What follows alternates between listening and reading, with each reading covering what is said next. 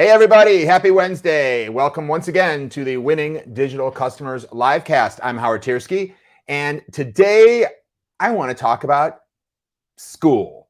We are back to school, and I can, for one, am thrilled to have all 5 of my kids now back in school. And I think this back to school is particularly meaningful for many people since last year, very often school wasn't quite school. Of course, we're not completely over the effects of COVID, but at least in my community, and I think in most places here in the United States, and I'm hoping in many parts of the world, kids are able to actually physically go back to school. So that's a huge accomplishment and victory. Hopefully, everyone will stay safe. And I think that it has the circumstances over the last 18 months with COVID have certainly caused the world of education to be turned on its ear and caused them to have to try some new things. And it's put a spotlight on a topic that really was already important, which was, what is the future of education? After all, so many things in our world have transformed as the world has become more and more digital, from how we shop to how we date to how we, just manage our finances. I mean, it's hard to think of a part of our lives, how we work, how we communicate with our friends, how we raise our children. It's hard to think of an area of our lives that hasn't been profoundly affected by digital. And so too in education. The world of education sometimes moves a little more slowly than, say, the world of quick service restaurants. So while Starbucks is now totally digitally enabled so that you can order your latte, from your mobile device and drive through or show up and have it ready for you and automatically paid for, the world of education is not necessarily quite as advanced at this stage. It's one of the slower moving industries, but nevertheless, I think over the coming years, it's going to be very interesting to see how it transforms. And it's gotten a bit of a goose in that transformation from COVID. And we're going to talk more about that in detail in our time together today.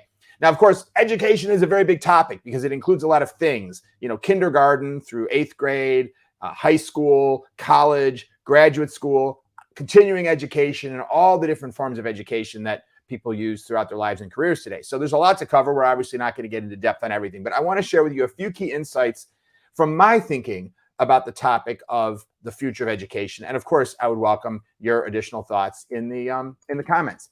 So first of all, a little bit about my relationship to education, because of course, like everybody I imagine listening, I was a student. I went through school. I have a master's degree and a bachelor's degree, of course. But in addition to my own education, I have been a professor, an adjunct professor at NYU and also New York Institute of Technology.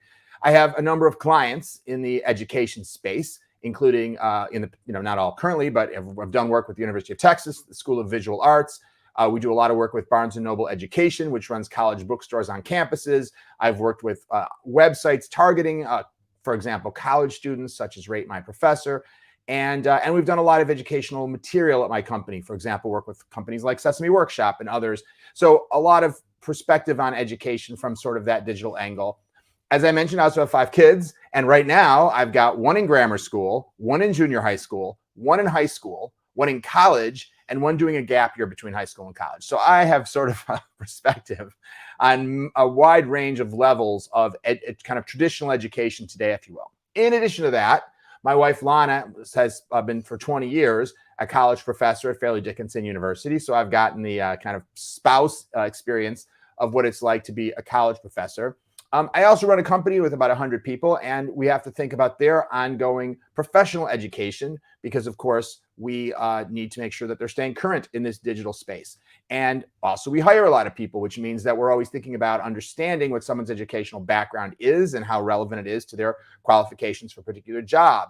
I also have created courses. I have a book out, and that book is now being used in a lot of college classrooms, and I speak to colleges. So that's a longer list than I even anticipated. But the point is, it's given me a vantage point to see the world of education as a parent, as a student, as a teacher, as a creator of educational materials, as a creator of tools to be used by students.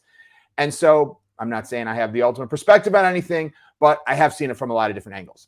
I also look at the world from the perspective of someone who focuses on digital transformation. And one of the things that I want to use as a metric in our brief time today is this model that we have observed in industry after industry after industry, which is that the most successful companies in the digital age usually have 3 important characteristics. Of course, different industries, there's some differences. There are other characteristics that are important, but these are three common threads we see across industry. The first, successful companies make it hyper convenient for the customer. Netflix makes sure that it's easy to find a show that you want to watch. And when you finish that episode, they start playing the next one immediately. Amazon makes sure it's easy to buy what you want, easy to find what the status of your order, etc. The second is proactive personalization, taking what we know about somebody and giving them a better experience. Domino's will send you your pizza if you just send them the pizza emoji, because they know what you like, they know what you want. You can customize it, but they know where you live, they know what your credit card is. And I'm sure you in your own life can think of lots of examples where personalization is making a huge difference in your experience as a customer. And the last is massive value shift, giving more for less, whether that's being able to use Skype to make a phone call rather than paying high long distance bills, or paying a small fee to Spotify for all the music that you could ever want to listen to, rather than having to buy individual CDs, or any one of the other ways in which free or radically less expensive services are available to you in the digital world. So these are the three key themes, right? And I imagine you may already be thinking, how true are these in the world of education? Well, I'm going to show you some ways in which I think they are really true. But I think if you're measuring that against traditional education, they're not very true. And that, I think, suggests that we're ready for some kind of major change, whether that means the existing players will be undergoing more rapid transformation, or whether new players will step in and take over some of that market. Because this is essentially what we've seen over the last 20 years of digital. That's one of those two things happen, right? You can't hold back the course of history very long. So you either change or someone takes your place. And so let's look at a few key trends that I think are shaping the future of education.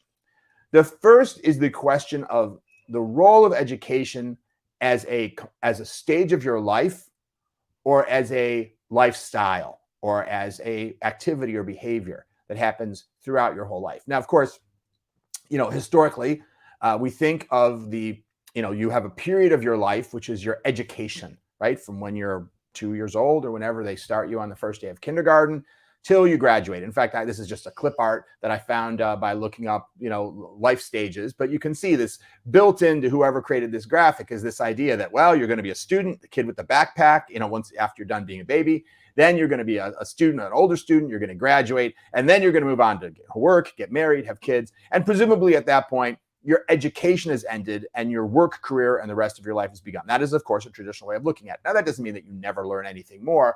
But historically, we think of education as essentially a stage of your life. And what I see is that is heavily, heavily blurring. First of all, there's certainly, and again, I'm not saying we're 100% there to this point, but we have seen over the last number of years a reduction in how important college education is, for example, as perceived by perceived by people in a poll done by Gallup. So Gallup did a poll in 2013. It was something like 70%, 71, I think 72%, said that education was very important, and specifically a college education was very important. When they did the same poll again in 2019, it was closer to 50%. That's a huge drop in 6 years in the perception of how important it is to have a college education. And I can't tell you for sure all the reasons why people may have these changes in mindset. But one of the reasons may be that we have many of our business heroes today, or at least a few key prominent business heroes, such as Bill Gates and such as Mark Zuckerberg, dropped out of college.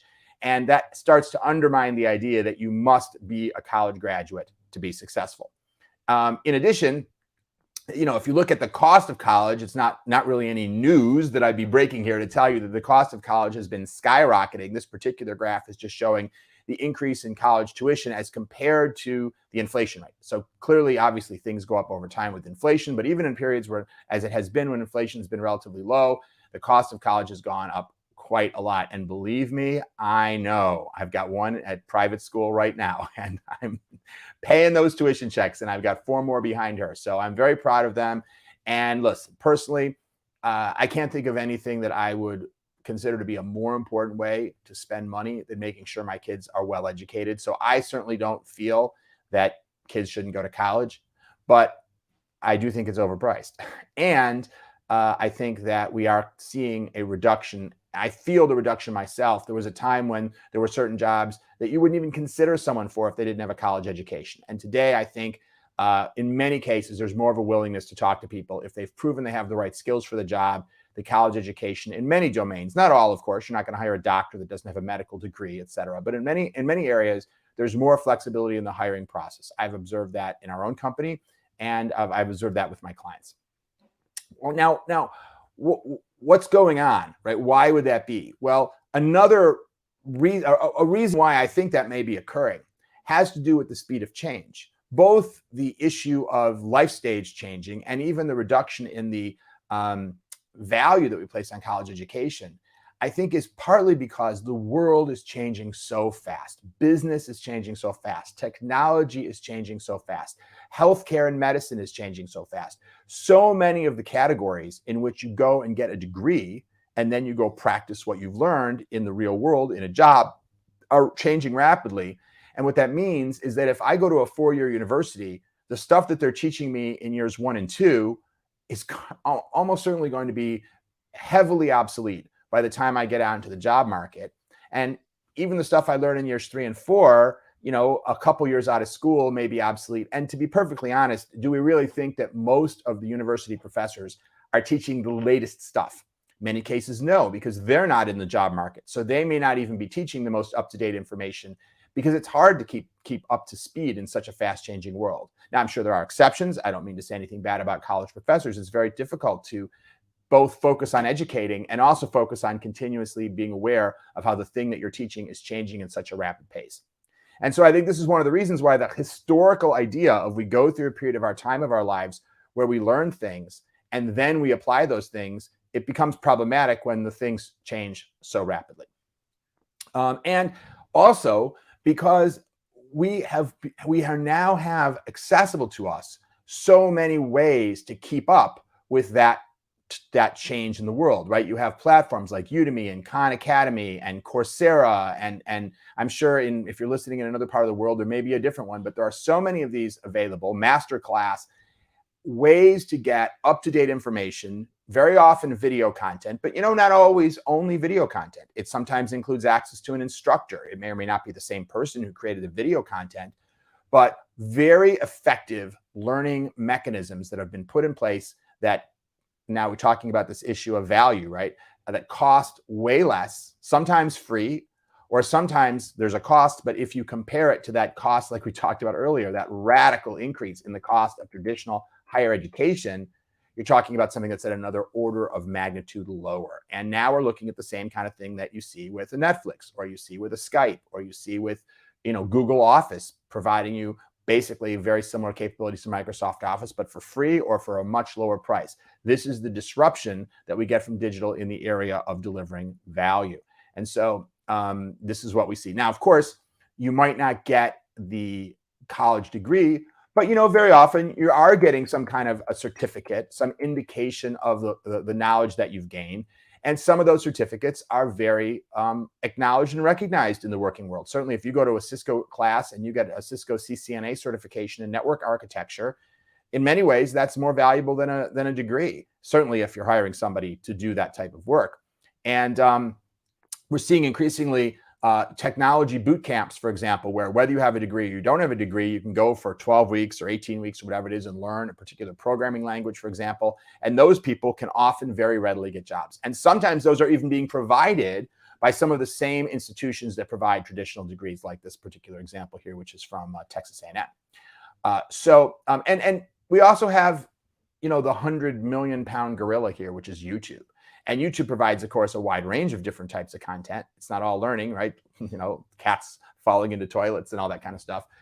But what this current generation, if I look at my kids, when they want to know something, when they want to know how to do woodworking or fix something, or they're interested in learning more about why do airplanes fly or whatever it may be, they go to YouTube. And the content to answer the specific question they had is extremely likely to be there on YouTube. So we've created a world in which it's no longer necessarily so important or helpful or the best approach to learn everything you're going to need and then go use it, because you can get just-in-time information almost anytime. Now, of course, It's a little different if you're talking about basic skills like reading and writing and math. Clearly, we need those basic skills in order to even be able to access this other kind of learning. I'm not suggesting in any way, shape, or form the abolishment of traditional formal education, but I do think it's important to think about it in the context of the world in which these kids, soon to be adults, will be operating. And I should add that if I think about my son and where he's learning math and where he's learning his vocabulary and where he's learned to type, a lot of this is coming from his experiences online. Now, I may be outing myself as being not the world's greatest parent, but my son spends an enormous amount. I have two sons actually, but I'm referring at the moment to my son Joseph, who's just turning 9 this month, as a matter of fact, for those of you who are tracking Joseph's. And he has an Amazon wish list. It's almost all Legos, but if anyone wants to buy Joseph a gift. Anyway, he learned currency conversion through Roblox and the video game environment there, where he has to convert. He can spend $1 and buy a certain number of Roblox currency coins that he can use in the game. He's learning words through chatting with people online. He is, he's learning so much through these types of digital interactions. He certainly learned to type because he needed to so that he could chat with people online. I never taught him to type, and school never taught him to type. So I'm not saying he doesn't need school, but what I am saying is that there are a lot of ways in which today's kids are learning through their digital experiences, in some ways, maybe more effectively and enjoyably than they do through traditional education. And what's interesting to me about all of this is it follows a pattern that I see across other industries.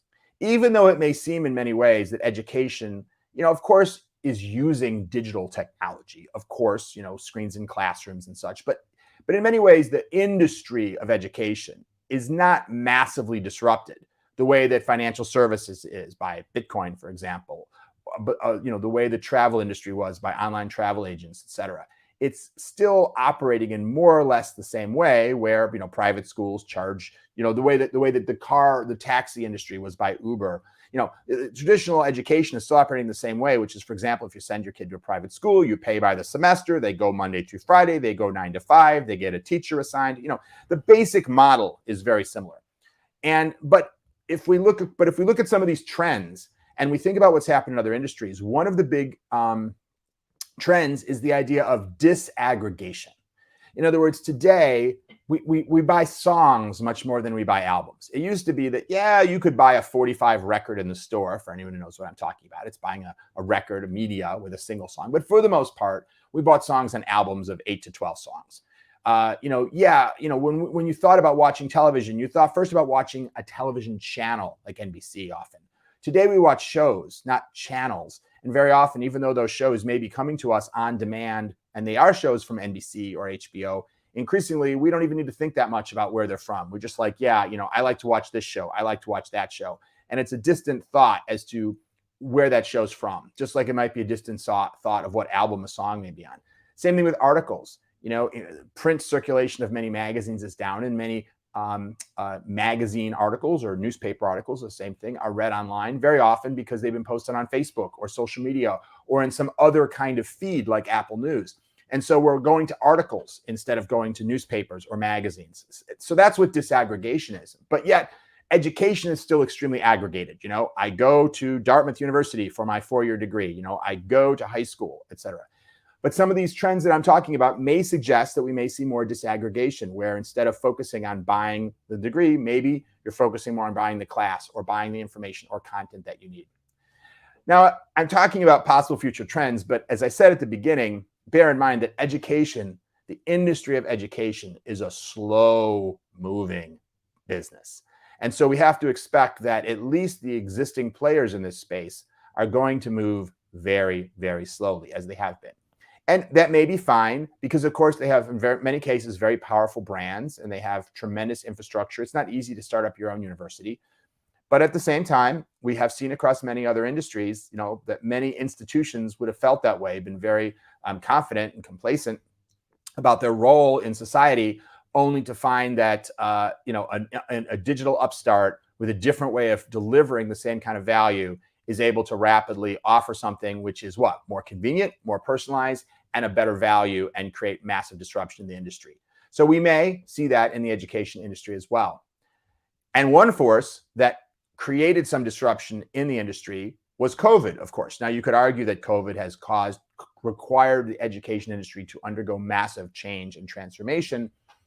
And I would say maybe kind of. I'm not really convinced that that's all that true. There's no question it was a massive inconvenience. There's no question that it cost a lot of money to educational institutions. And there's no question that it caused them to have to change some things, at least temporarily. The main thing, and as I go through these major themes that I wanted to talk about, the next theme I want to talk about is location.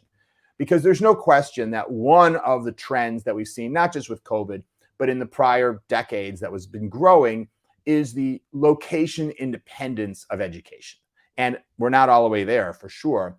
But for example, for-profit universities such as the University of Phoenix have been around for a couple of decades. And the University of Phoenix grew at one point to almost 500,000 students that were all learning and getting graduate or getting degrees remotely. Now, there's been a lot of controversy and scandals and stuff. So the University of Phoenix is now more like 100,000 students, but it caused a whole bunch of other similar types of institutions to crop up. So there's a huge market now for these remote, mostly graduate degrees, remote college degrees.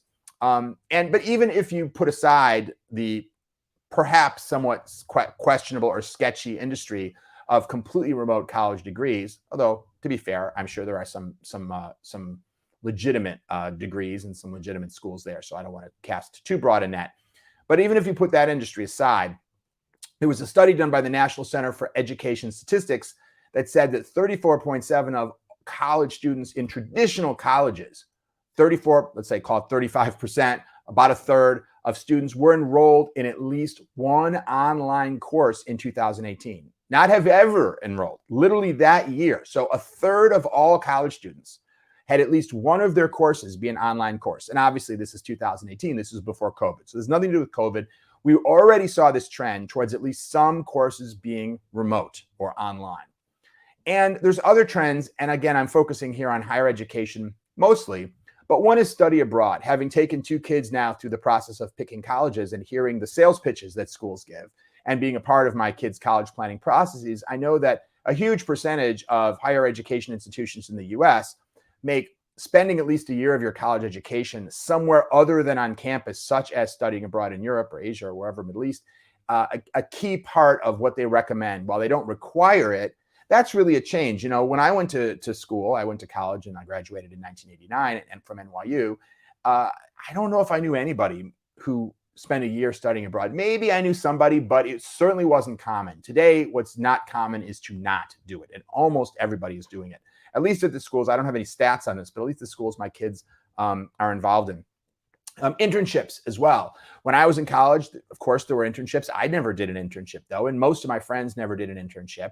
It wasn't such a big thing. Today, most schools require some form of serious internship as part even of an undergraduate program. Again, a change in a recognition of the fact that learning shouldn't all happen on campus. And even my son's high school, and he goes to a magnet school, so it's a little bit atypical.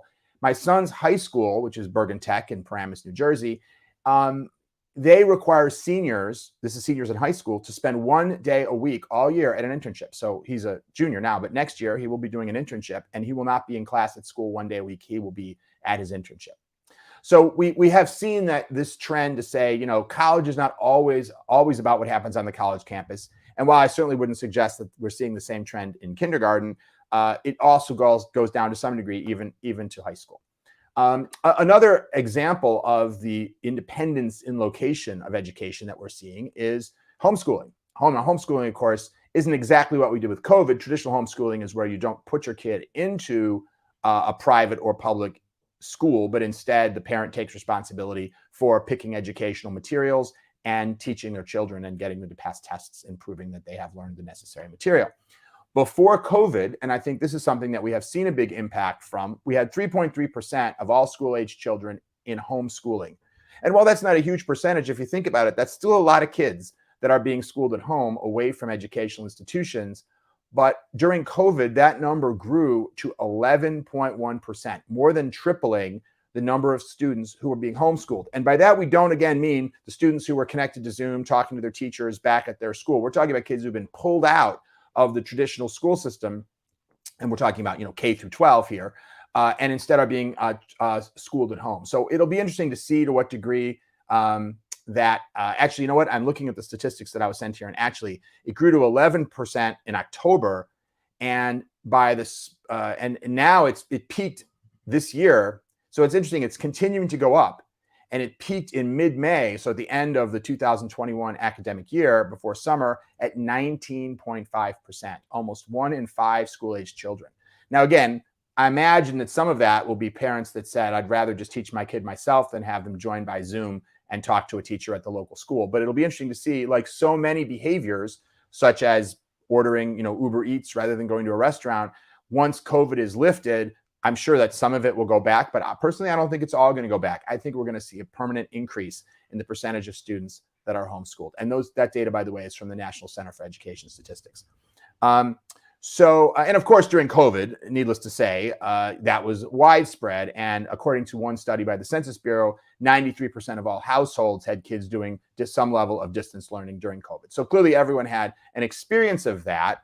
So is that the future of education, the disruption that was required by the educational industry because of safety issues around COVID? Well, for most people, the way in which COVID was dealt with by schools really didn't work all that well. You had multiple barriers to begin with, like students even having laptops and connectivity at home. But even with some states like California and Texas gave out more than 1 million laptops each to kids. You had some kids that didn't have reliable internet access as well. And out of that, there were efforts to address that. Clearly, homeschooling, remote learning has negative consequences, especially on lower income kids.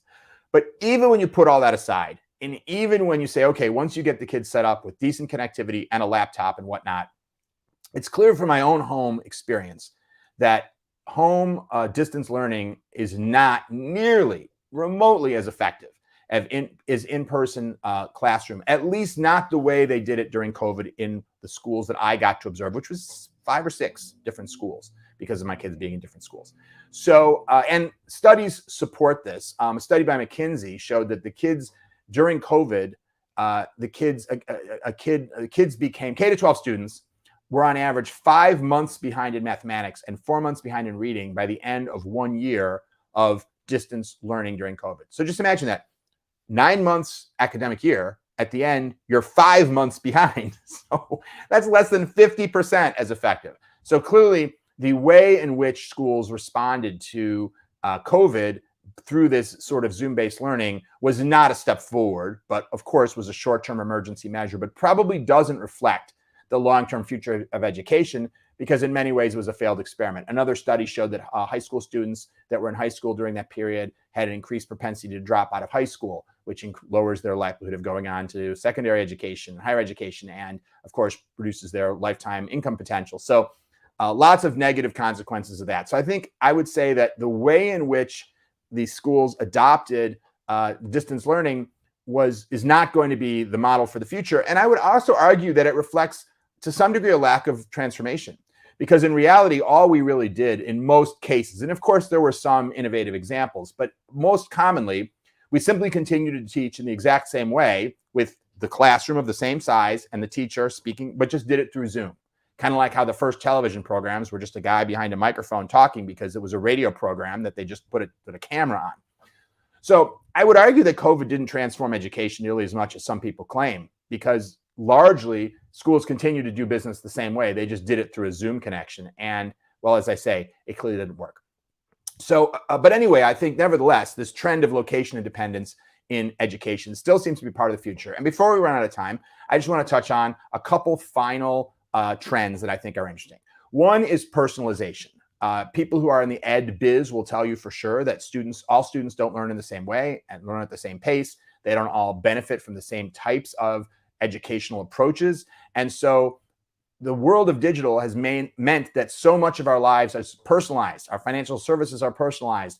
Our healthcare is more personalized. Our entertainment is certainly personalized. Our news is personalized. And yet education, to be fair to education, it's more personalized than it used to be. If you go back a few hundred years, you might go to a university and have to go through a 4-year college a college degree and be told, these are the classes. You must learn Latin, you must learn these things, and this is our program.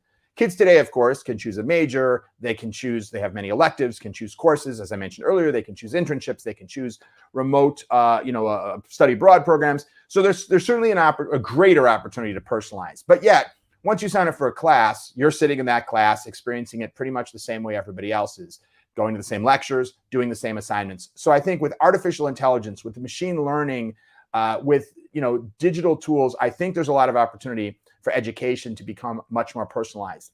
And I think there are a lot of other ways in which digital can transform education. I want to give a shout out to full disclosure, one of our clients, Barnes & Noble Education, but they have a really innovative program called First Day Complete, which is all about approaching learning materials and textbooks in a different way. A number of universities are doing this now, and it's growing. And typically what happens is, instead of the students having to go buy their books are bundled with their tuition. They receive the books that they need automatically, whether they are physical books or increasingly, of course, digital textbooks and other kinds of digital learning materials, courseware, things like that. And this is a completely new, innovative way of delivering learning materials versus the non-personalized approach where you, the student, have to go to the bookstore and search around the bookstore and find all your books and pay full price for them. This is also, the Barnes & Noble program also is discounted. So students save on their books. They get their books personally sent to them, so they don't have to go find them and pick them out. So there's a value shift. There's a convenience component. There's a personalization component. This is just one small area, of course. Your textbooks, it's not transformation of all of education, but it's a kind of example of the kinds of bricks that I think will need to be put in place and will be put in place to transform education for a digital age. And I'm enthusiastic and optimistic about this because, of course, it's going to take money to figure out the technologies to make this possible. When we just gave teachers a bunch of Zoom connections, we didn't get a great digital learning experience. But the amount of investment being put into what, the shorthand in the investment biz is ed tech, right? Companies that are working on new digital ways of delivering education, you can see from this chart, is continuing to grow. The one thing that may not be obvious from this chart, and this is showing the investment, I believe this is like venture capital investment in the US, 2.5 billion in 2020, 3.2 billion in the first half of 2021. And this may be the real transformational effect of COVID on education. Not that COVID forced schools to use Zoom for classes, because that's kind of a failed experiment, but rather because COVID got investors to start putting even more money. This is more than a doubling, because if it's 3.2 billion in the first half of 21, it might be 5 or 6 billion or more through all of 2021, got investors to put more money into technologies that will really transform education as schools adopt them. And that, of course, continues to be a problem. The education industry continues to be slow in adopting new things, conservative, which means that some of these new ed tech things, they may get adopted by your local state school or your local K-12 school. It may be that they're adopted by new upstart, digitally first education organizations, whether they're not-for-profit or for-profit, that are going to be inventing the future of education. Time will tell. Like in every industry, there are usually some entrenched companies that make the move and make the transition, and there are others that fail to, and they wind up becoming irrelevant. Of course, my book, Winning Digital Customers, The Antidote to Irrelevance, is all about how to avoid that, a 5-step process for transformation to make sure your company stays relevant in a digital age. And when I say company, hey, man, schools are companies. Some are for profit, many are not for profit. Some of them are funded by the government, but it's all the same. It's an enterprise that has a customer. You can call it a student, but it's still a customer. You need to deliver for that customer in a better way than the competition or somebody else will.